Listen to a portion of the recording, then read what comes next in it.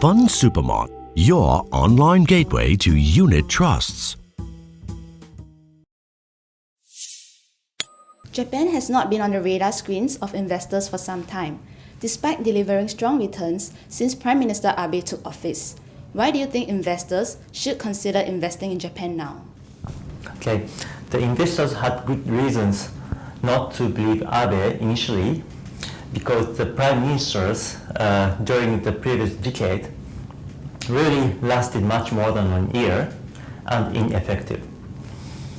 It's now hard to deny that 2 years of Abenomics has had a strong positive effects on the economy.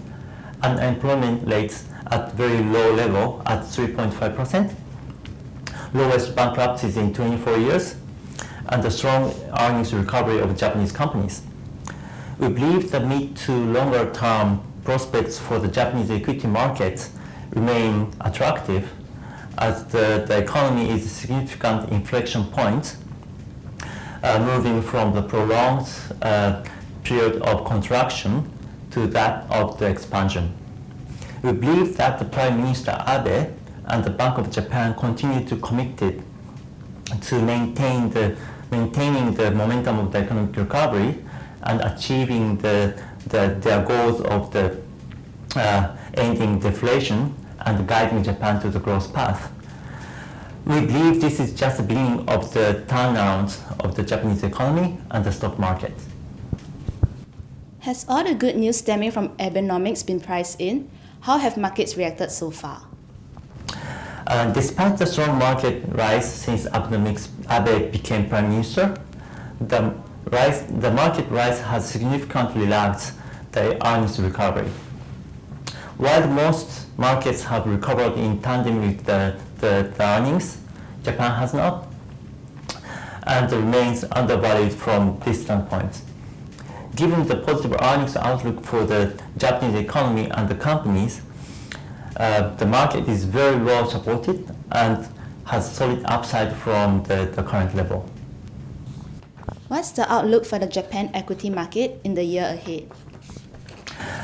For the fiscal year 2015, which started this month, April, we believe the corporate earnings outlook is particularly positive for Japanese companies with the following reasons. The longer-term benefits of the Abenomics, which are starting to come through, and the weaker yen, as well as the low oil price, will be a plus for the EPS growth. Also, helpful are the postponement of another additional 2% rise in the consumption tax from October 2015 to April 2017, and the expected 2.5% corporate tax decline. And the consensus EPS growth for this year is about 10%, but we are seeing the estimate of the mid-teens. What are the biggest challenges and concerns that you face during stock picking? Currently, thanks to Abenomics, the domestic economy is recovering, not only the external economy, driven by the weaker yen.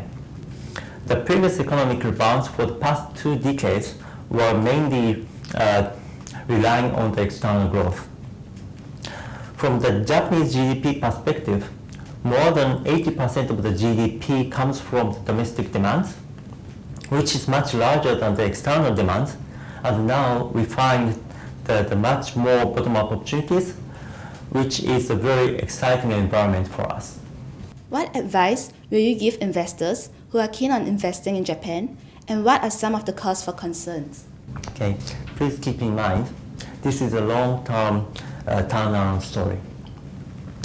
In terms of the risks, there could be some temporary setback caused by the external shocks, such as global political uncertainty, technical setback after the recent strong run, or short-term economic disruptions, such as the consumption tax hike last year.